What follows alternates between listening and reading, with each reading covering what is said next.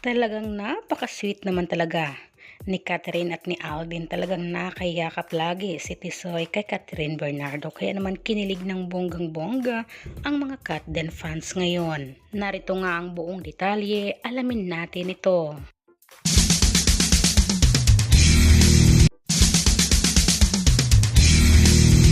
Hello sa mga Katden fans or sa mga taong laging nakasubaybay, nag-aabang ng ayuda or ganap ng Katden habang nasa Canada pa nga sila.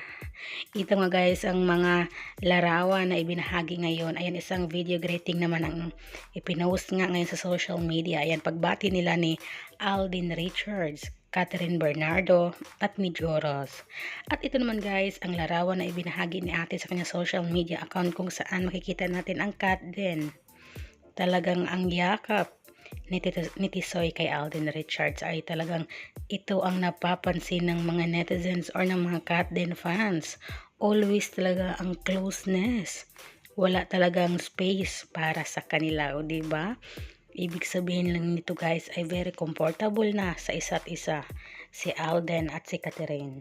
Kasi naman guys, kita nyo naman yan, oh. Ayan, yung kamay ni Tisoy, oh. Grabe.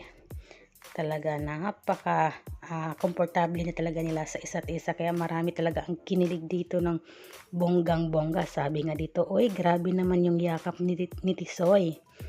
Ayan. Sana nga daw guys, sa totoong buhay kayo na lang talaga ni dalawa ni Kat.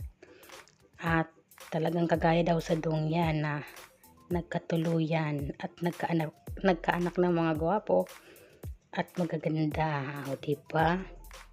Talagang ayon naman sa komento ng isa, yan palagi ang hugs or ang yakap nga ni King Alden sa kanyang Queen Kat noon pa man hanggang ngayon. O diba?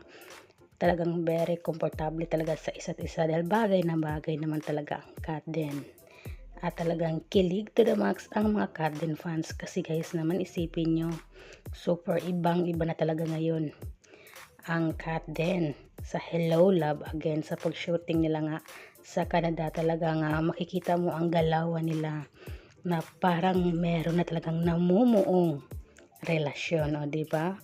Kasi naman sa sweetness at pag-care talaga ni Tisoy kay Catherine, ultimo guys sa araw hinarangan ni Alden para hindi nga mainitan si Catherine.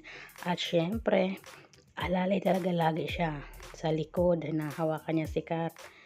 Kaya ganito talaga ang sweetness ng Katden ngayon. Kaya naman marami ang kinilig ng bonggang-bongga na mga Katden fans. Isa rin ba kayo guys sa kinilig? Comment na!